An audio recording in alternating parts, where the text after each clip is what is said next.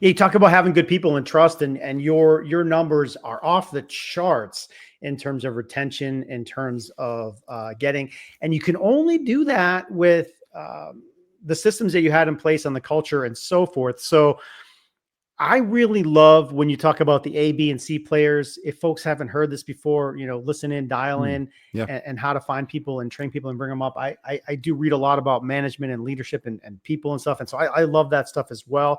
This is a hot topic. Um, A's and B's, A's, B's, and C's. What do you got? So unfortunately, I say this all the time, you can still drive down any street USA and see the now hiring signs everywhere. And what do you get if you get anyone at all? You get someone else's C player, someone that didn't work out in the last 3 jobs they just had. And they bounce around all over the place and they're not doing your guests, they're not delivering great experiences to your guests. They don't really care. Half the time they're out back having a smoke. They don't show up. They're not reliable. You know what I mean? They're not team players. That's a C player. Now, an A player, complete opposite. It's someone with a great personality. It's someone that has a true passion or desire to serve the public. It's someone that makes friends every shift. And I'm not just talking about front of house. I'm talking about back of house. It's an approach to a job, and it's team spirit, it's respect, and it's working together symbiotically. Okay, that's an A player. But the kicker is they're also experienced. They've been working in restaurants for a while. They've been working in your place for a long time. They're veterans, perhaps. You can't have too many A players. You wish you had 20 more of them. A B player. Let's just say a B player has all the same attributes. They got the personality, they got the approach, they're reliable, they show up on time, they do what they're told, they take initiative. I mean, these are amazing qualities, but maybe they never worked in a restaurant before and they don't have any experience. And that's where mentoring and shadowing comes in. So if you've got a couple of A players that have been there a while, you have your new employee, your new team member, your recruit, I call them, to shadow a couple of shifts and even more than one person, because best practices, everyone has a different way of approaching, a different personality, and you can pick things up from multiple people before you just turn somebody loose on the floor. Because, what your team say and do in front of a guest is a positive or a negative impression on the guest. And you want to put your best foot forward. So that is vitally important to train, train, train. So what is recruiting versus hiring? If you put a sign in the door or on the wall or wherever it is, outside, people might come in and that's hiring. Okay, I'll give you a shot. And that's a warm body. Recruiting is incentivizing people to bring you other good people like them. So you ask your A and your B players, who do you know that might not be happy in their job right now, who doesn't work for a place that encourages them to move up or gives them opportunities or recognizes and rewards their performance? It gives them a voice and flexibility, and your opinion matters, and treats you like you're part of something, right? You bring me that person, I'm going to give you a cash incentive just for bringing that person in. And if I hire that person, and if they stay 60 days and they assimilate our training and our culture and they do a great job, and if they're still there 60 days later, I'm going to give that person a cash incentive. And no matter how many times you do this, it's still far more cost effective than hiring a C player. They stay for a couple of weeks, you train them, you get them up to speed in the job, you pay them the wages and all that kind of stuff. They leave or you fire them, and then you got to find new people and then go through the process all over again. And the average tenure, they say, of a new restaurant employee today is about 3 months. So every time you go through this process, it costs you a ton of money in lost wages, productivity, and training and all that kind of stuff, versus a couple $100 you toss out and you build your dream team. And I did that for every restaurant I've ever owned. So that's recruiting versus hiring. And then, internal marketing. Go back to that slide real quick, James. Huge idea. I didn't create it. I wish I had. It's a genius idea. It goes back to the pandemic. There's a chain of restaurants in Southern California. They have 28 locations. They're open breakfast, lunch, and dinner. Imagine the staffing challenges that they had then, and they overcame it by giving gift cards. They put these on table tents and on their bulletin boards and chalkboards and on social media. And they said, listen, we will give you a $250 gift card if you bring us a great new hire. And if that person lasts, obviously for the 60 days, we'll give you the gift card.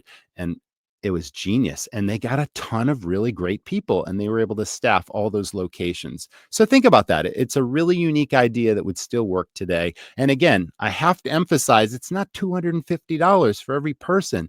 It's your food cost. It's pennies on the dollar. If you've got a 30% food cost, it's 30% of 250 bucks or 30 cents on the dollar. And that's just smart. Yeah, that's a great one, Roger. For sure. That you have fans of your restaurant and they want you to succeed as well. So they may absolutely know people that would Yep, be a great fit for you. So for sure. I love that. This is a debate, right? We've used this term leadership versus management, and people think they're the same. You could have a whole big debate about why they're different. Okay. And the red ones are the better ones. Here, leadership versus management. Management is kind of like, there's a checklist and you're just kind of managing what you're doing and watching what you're doing and make sure it's done. Leadership is building the vision and getting people with you to go on the journey with you and telling the story why. And there's a big difference between the two. And we've all worked in environments that have one versus the other. And I think you would all agree that people that are just natural leaders and exhibit those qualities, we want to work harder for them. And I'll let you kind of, rant on it, but that's my quick take. Yeah, I don't use those terms in white anymore. Mhm. And I'm sort of on a one man mission to change the thinking. It's a paradigm shift because, again, the management or manager term is overused. Just because someone holds the title of manager, general manager, floor manager, whatever, it doesn't matter. It doesn't mean that they're competent or they're experienced or that they inspire or motivate and get the best out of people. They're simply the boss. Maybe they were Mhm. promoted. Now I'm the boss and I'm the figurehead and you're going to do what I say and I'm going to delegate. And I hate that word too, because delegate means tell somebody what to do or even how to do it. Anybody can bark an order and say, hey, go sweep the floor or go clean that window. That's delegating. Okay. Leadership is recognizing and developing talent within your organization. It's leading by example, not being too important to do the dirty work and have people see you that. It's not your job, but you're part of the team. But then you recognize those standouts and you encourage them to take on additional responsibility. And then you incentivize them and you critique them. You don't criticize, you critique, and you lead them along until they are stellar performers in whatever you're asking them to do. Now, I have to emphasize it doesn't matter if everybody doesn't want to rise up in the organization. You might have a killer dishwasher or line cook or fry cook or host, and they love that job and they want to stay in that job. That's perfectly fine. But you have a lot of people that are looking for opportunity. And if they don't find it with you, they might move on to somewhere else. So empowerment means giving them additional responsibility, giving them even a chance to make mistakes and showing them the right way until they get it, they shine, and now they're up leveling your organization. And then there should be an incentive for doing so. That's the Yeah. difference between Yeah. empowerment and delegation, leadership and management. Yeah, big difference, and it leads right into this conversation. How do you, Roger? How have you in the past, or how can restaurants create the entrepreneur mindset? Right, like, and that just means like they're thinking like the business owner. How can you create that mindset? Well, let's first define that word because not everyone is aware of it. Everyone has heard of an entrepreneur, and everyone knows that an entrepreneur takes a risk to start a business in the hopes of making a profit. Very simple definition, but that pretty much sums it up, right? An entrepreneur is someone that approaches their position within your restaurant or restaurant company as if they owned it and had to pay for it. They have a vision for things, they see things, they want to improve things, they are encouraged by you to take on new responsibilities and move up and treat your business as if they owned it and had to pay for it. That's an entrepreneur. It's literally an entrepreneur within your business. You're the owner. But then the incentives are super, super important. So it all started so many years ago when I recognized that I didn't care what the employee was, if it was a dishwasher, if it was a fry cook, if it was a host or a busser. These people work in our restaurants every day and they see things. They see things that could be improved or made better or mistakes. Or if I own this place, I'd do it like that. I always encourage those ideas in the trenches. They see things. You got 10, 20, 30 employees with a set of eyes and a brain. They think, right? So we created this thing, right? Once a month, I gathered the whole team together and I'd have all these flip charts and dry erase markers in the dining room, and we'd all sit around for 20 minutes. And I'd say, the very first time I said, listen, I recognize that you guys see things, but if I don't ask you, you're just going to go on doing your job every day because you're not paid to care. I want to pay you to care. You come up with any idea, throw them out there. We're going to do this once a month. And if you come up with a good idea that I think I can track an improvement to the business, either in a bottom line increase in profit or a cost savings, whether it's preventive maintenance, a new marketing idea, a way to prevent all that silverware from ending up in the trash, I don't care what it is. If I can track it, I'm going to put a short list together, and then whoever comes up with the idea is going to get an incentive, a percentage of that cost savings or profit every single paycheck, as long as it continues to deliver a bottom line improvement. You wouldn't believe some of the ideas that people came up with, stuff that continues to this day in restaurants. And that's empowering people and creating entrepreneurs. So it could be catering. You know what? Create a catering program. And for every dollar that you bring in catering, I'm going to give you a percentage of that action. The mug club was a huge idea in our restaurants. My bar leader was incentivized a certain amount of money for every mug he sold. I'm going to give you $5. And that was credible because ultimately he sold 1,200 mugs in my restaurant. And every year he got a renewal of $5 of that 50 went to him because he sold them to begin with, even though it was automatically renewed on the website every year. I mean, this is empowering people. Yeah, Roger, I wrote down that I scribble stuff as you're talking, but I wrote down that phrase, I want to pay you to care. I like that. I want to pay you to care. Yeah, people need to be incentivized. They'll literally just check in and do their job and they'll check out if you give them an opportunity. So pay them to care. What do you got here? Okay, this is the framework, and this is a template in the Academy also, but it starts with career descriptions. Everyone mostly has heard of a job description. I always called them career descriptions because I wanted to give people opportunities to move up and not leave for another job or another industry. I wanted to give them an opportunity, so I called it a career description. Very quickly, there's 3 elements on any of my career descriptions. The very top was a series of words or phrases that varies for the position, but it's essentially what you would expect that person to bring to the table on day one before any training, just their personality, their characteristics, their approach to the job, whatever it is. Accurate cash handling, eyes wide open, hustle, personable, friendly. It could be anything, right? And that just tells them this is what we expect every day, every shift. The main body of a career description has primary responsibilities. It might be 5 line items. It might be 10. Again, it varies by the job or the position. Next to every one of those is a blank line, and therein lies the accountability. Because unless you set clear expectations and people know what they're being held responsible for, you're not going to get that performance consistently. So I would sit down with each of my employees one by one in each position, and I would have very clear primary responsibilities, and I would give them a copy and I would read it to them. And I would ask 2 questions. Do you understand what I expect with this responsibility? And number 2, can and will you do this to the best of your ability every shift, every week?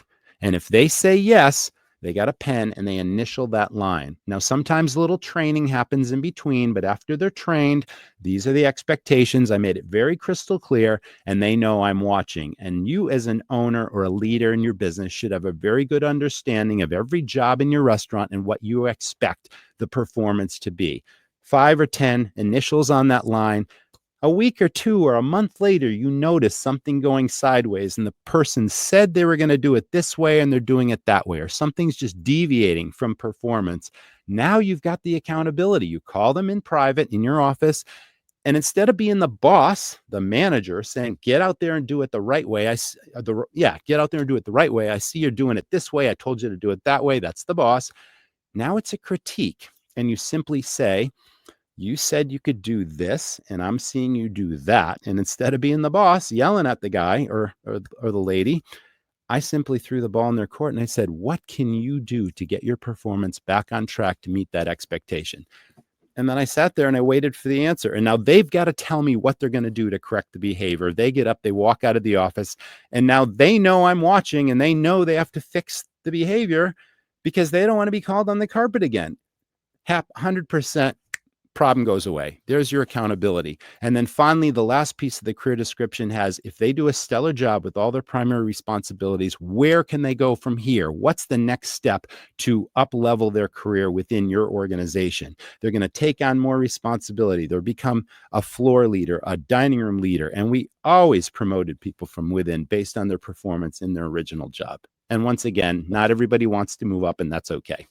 So the next piece is disciplinary procedures. There's minor infractions, there's major infractions. I've got a template for that. It outlines what the consequences should be for either. If we have a zero tolerance policy for drug and alcohol use or sales on the property, or some kind of harassment, that's a major infraction. Showing up late for a shift here and there, that's a minor infraction. Documentation is super important. Again, I don't care if you keep it in a 3-ring binder or in the cloud on a computer. You document every single time someone does something great and they earn a reward, or their performance is stellar and they get a praise. You document that. And then whenever something goes sideways, you document that too. And now that you got the framework of a career description, that leads to performance reviews. And it's very easy to look at 6 months worth of documentation and say, this person did a stellar job, and you give them a letter grade on their career description. They got an A, they got a B, they got a C based on their performance with their primary responsibilities. And then, of course, recognition and rewards and team building that always happen, the daily training. But again, what's in it for me? People want to know, if I'm going to move up, what's in it for me? And there has to be a clear path for success and an incentive for doing so. But it's a framework, it's a template, it's a system. And again, that's included in the academy as well. Yeah, Roger, listen, you just walked through HR 101, and yeah, there's definitely technology these days. I talked with folks about onboarding and enrolling people, and there's lots of opportunities in that process. So some of this stuff has become techified in terms of tracking people, for sure. Everything has, yeah. But I love, whether it's done digitally or not, I love this initial idea. Like, I commit to doing that for you. It's easy conversation to come back to. You said this, doing this, how can we get there? Asking them questions, putting on them. All that is terrific. So, snip that piece, go back to it, rewatch that if you're having troubles with your people and performance. Good stuff there.